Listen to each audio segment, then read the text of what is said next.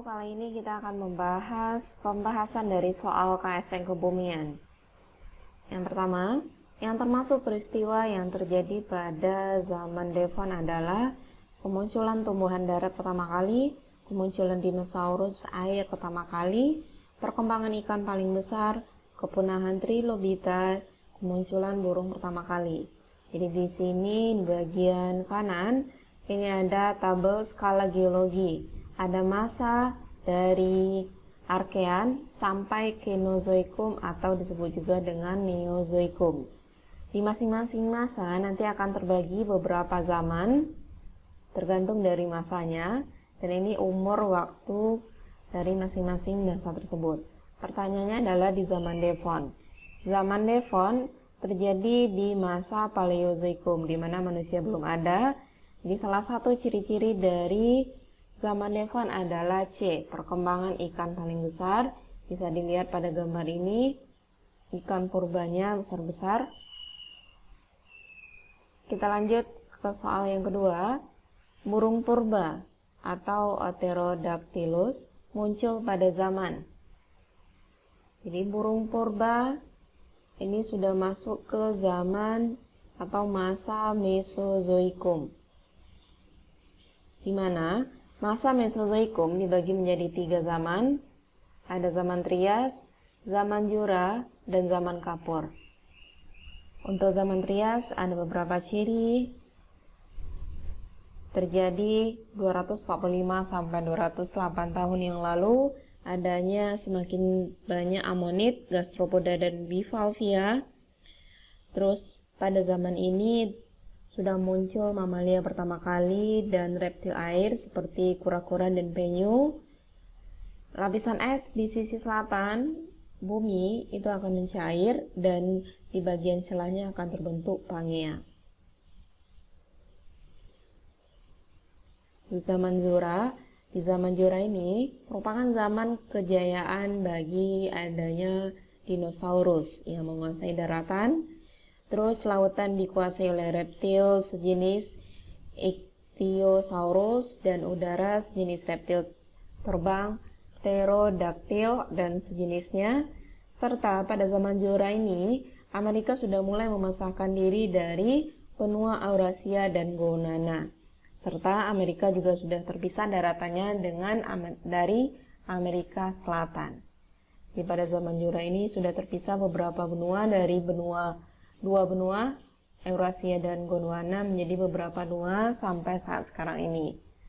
Terus zaman terakhir di zaman Mesozoikum adalah zaman Kapur, di mana di zaman ini masih banyak terdapat dinosaurus. Terus terjadi pergerakan lempeng bumi yang sangat aktif. Apakah itu dia bergerak secara konvergen, divergen, atau transform? Karena pergerakan lempeng bumi secara aktif, maka lempeng India berpisah dengan lempeng Afrika. Dan salah satunya di akhir zaman Mesozoikum pada zaman Kapur ini terjadi kepunahan dinosaurus dan hewan reptil telah punah di akhir zaman Mesozoikum. Jadi dari pembagian zaman Mesozoikum ini diketahui bahwa burung purba atau reptil purba terjadi atau muncul pada zaman Jura.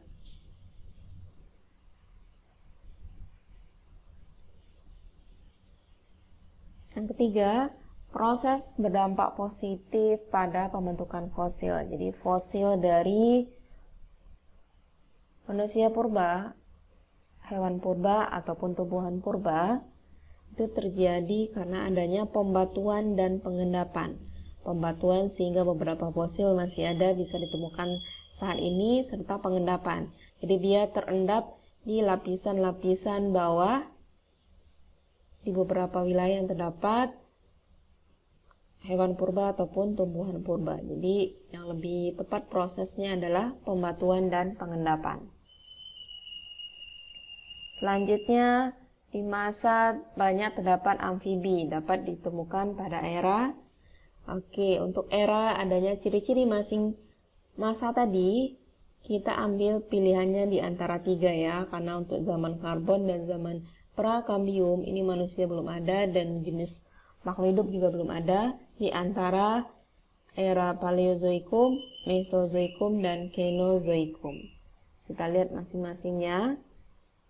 Yang pertama adalah Paleozoikum. Di Paleozoikum sudah mulai adanya kehidupan berupa mikroorganisme, terus keadaan bumi masih belum stabil, sehingga iklimnya masih cenderung panas, dan di zaman ini makhluk hidup sudah mulai menguasai daratan. Karena iklimnya masih belum stabil, kadang iklimnya panas, terus disertai oleh curah hujan yang sangat besar. Di zaman ini sudah ditemukan spesies ikan tamarahang yang merupakan vertebrata tertua dan sudah mengalami evolusi ikan-ikannya menjadi amfibi. Dari ciri-ciri zaman pertama ini sudah kita tahu ya, jawabannya adalah Paleozoikum. Kita lanjutkan ciri-ciri yang selanjutnya untuk pengetahuan. Di zaman Mesozoikum berlangsung sekitar 252 sampai 66 juta tahun yang lalu. Terus terdapat hewan dan tumbuhan yang semakin beragam sampai saat ini.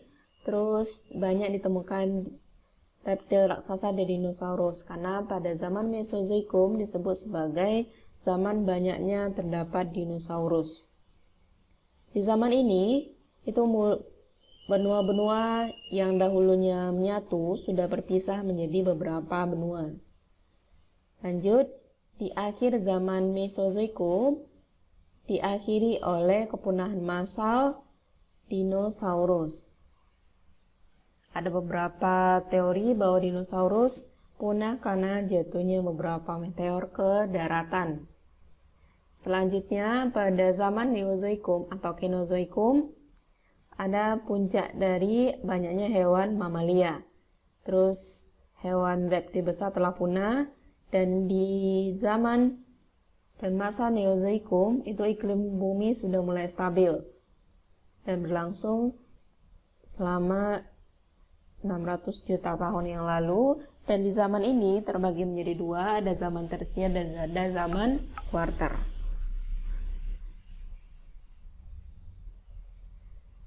Berikut diketahui bahwa usia bumi adalah 4,6 miliar tahun yang lalu. Umur bumi tersebut ditentukan melalui skala relatif, skala absolut, fosil A dan B benar, A, B, C benar. Oke, untuk menghitung atau mengetahui usia bumi, itu diperlukan data atau skala umur. Ada dua ya, berarti fosil bukan, jawaban yang lain juga bukan. Jadi silakan dilihat tabel ini. Kalau dia ada masanya, ada kalanya, Holosen, Pleistocene, awal, tengah, akhir, maka ini disebut sebagai skala waktu relatif umur bumi. Karena dia tidak ada angka yang jelas. Ini pada zaman-zamannya awal, akhir, atau awal. Kalau dia skala waktu nisbi atau absolut, atau disebut juga dengan skala radiometrik, maka akan ada angkanya. Berapa tahun yang lalu masa tersebut ada di permukaan bumi. Jadi ini absolut. Maka jawaban untuk soal ini adalah B. Skala waktu nisbi atau skala waktu absolut. Karena sudah ada rentang tahunnya. Berapa umur bumi. Berikutnya, pada peristiwa subduksi, lempeng samudra akan menunjam ke bawah lempeng benua. Lempeng samudra akan menunjam pada sudut yang berbeda. Jadi penujaman dari masing-masing lempeng, baik itu antar lempeng benua atau antar lempeng samudra, akan memiliki sudut yang berbeda-beda. Pernyataan yang benar adalah, di antara 5 pernyataan ini yang paling benar adalah B, di mana perbedaan sudut dari penunjaman lempeng disebabkan oleh perbedaan umur dari lempeng samudranya serta umur dari lempeng benuanya.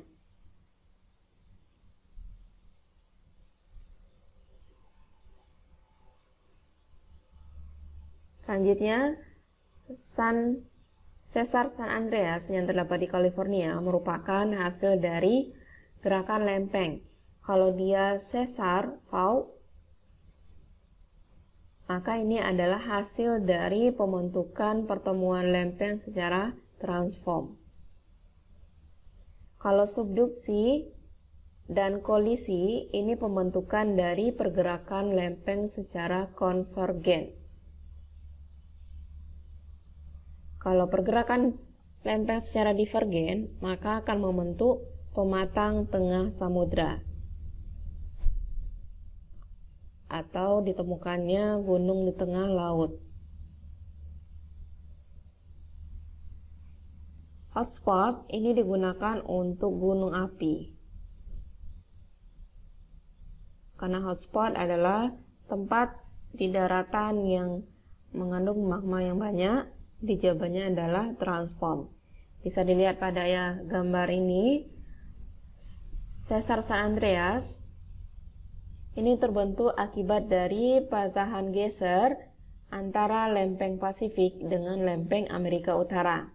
Jadi membelah California menjadi dua, dari Cape Mendocino hingga perbatasan Meksiko, dari garis merah ini. Oke, kita lanjut ke soal berikutnya.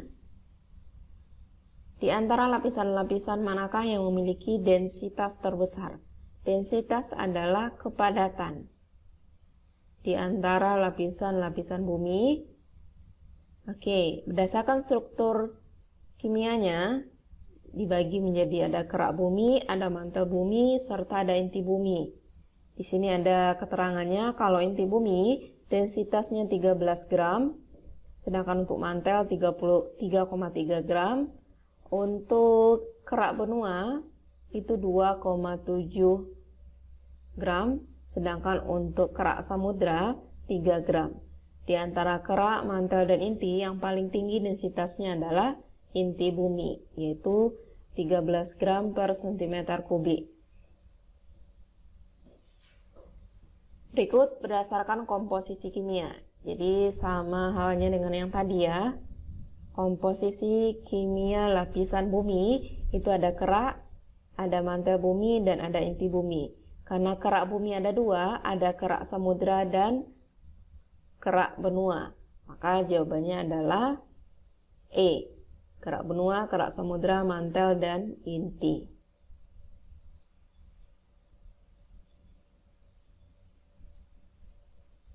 Kita lanjut.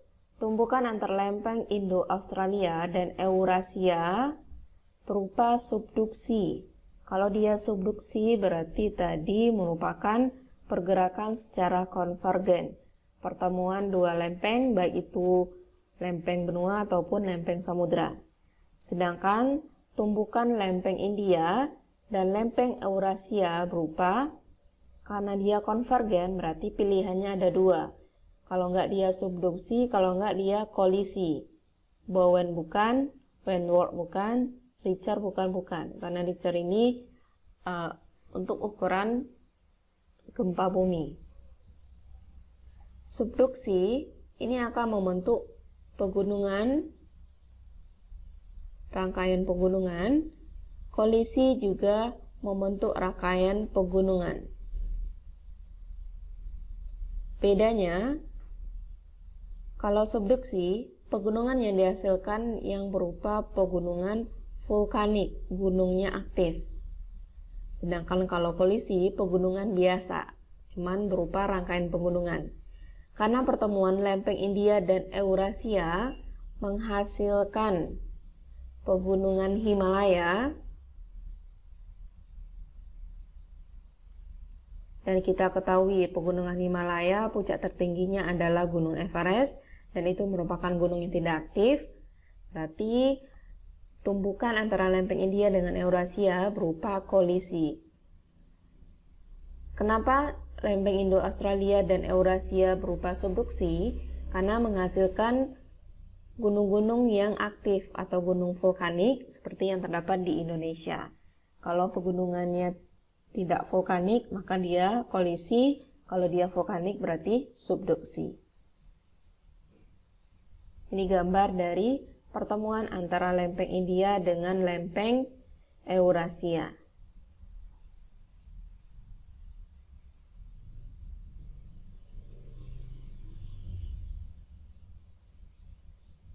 Selanjutnya, bagaimanakah sebuah pulau vulkanik seperti Kepulauan Hawaii?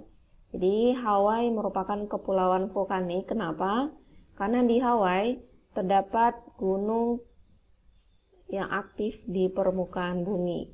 Ada Mauna Kea, ada Mauna Loa, dan ada Kilauea.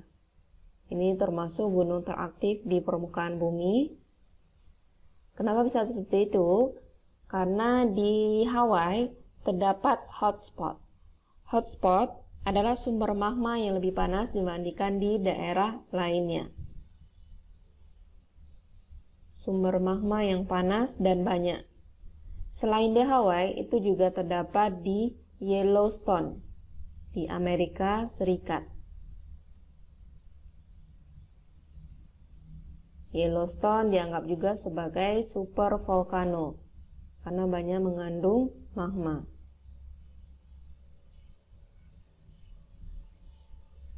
Selain itu juga ada di St. Helena di Afrika.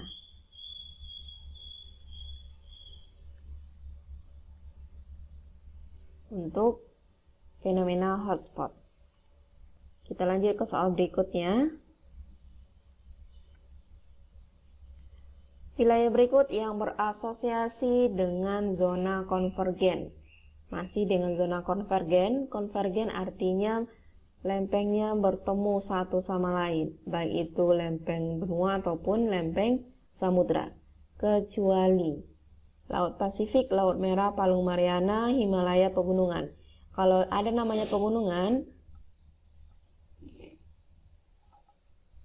maka dia akan berada di zona konvergen.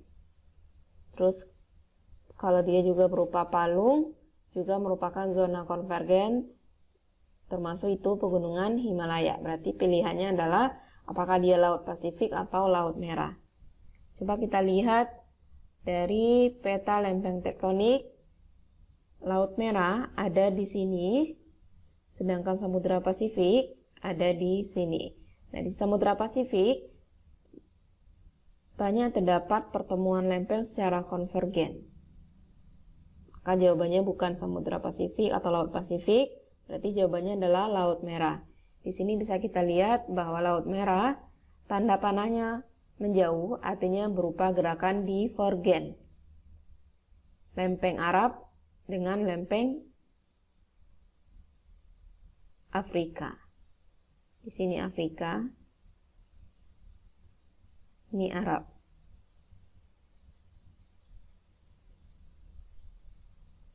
Berikutnya, pernyataan yang salah mengenai skala Mohs. Skala Mohs ini adalah tingkat kekerasan dari mineral. Skalanya dari 1 sampai 10. Coba kita lihat pernyataannya.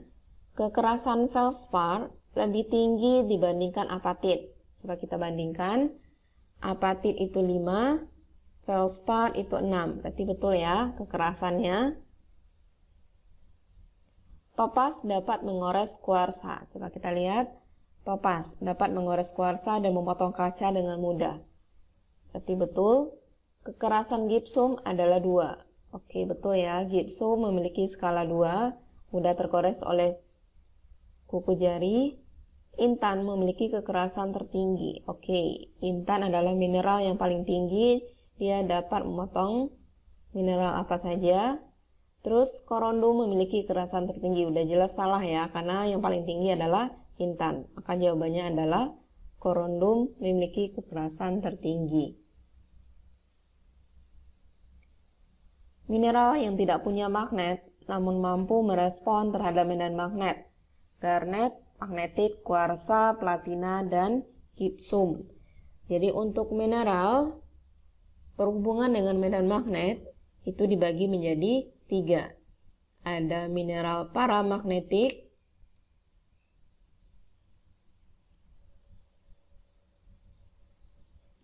diamagnetik, dan ferromagnetik.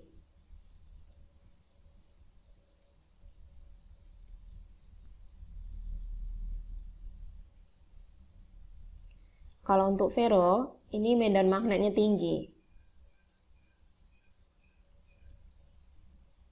Contohnya adalah besi, baja, nikel. Sedangkan kalau dia magnetik ini dia menolak magnet.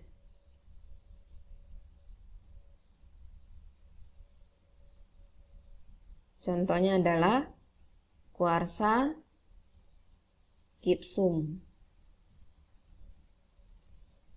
Berarti kuarsa bukan, gipsum juga bukan.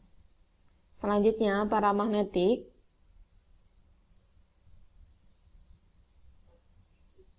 Dia magnetnya lemah. Tapi dia bisa merespon terhadap magnet. Berarti pertanyaan ini termasuk paramagnetik. Di antara pilihan ini, yang mineral paramagnetik adalah garnet. Sedangkan kalau magnetit sama platina itu ferromagnetik. Ini tadi dia magnetik, gipsum juga dia magnetik.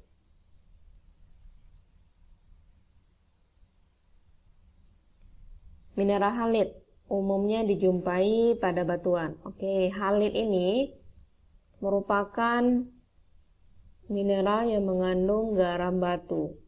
Untuk jenis batuan, garam batu merupakan bagian dari jenis batuan sedimen karena dia terjadi akibat dari proses pengendapan.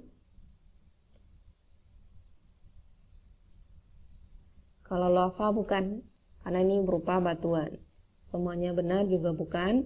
Kalau beku dia berasal dari pembekuan lava, kalau metamorf dari metamorfosis atau perubahan struktur batuan.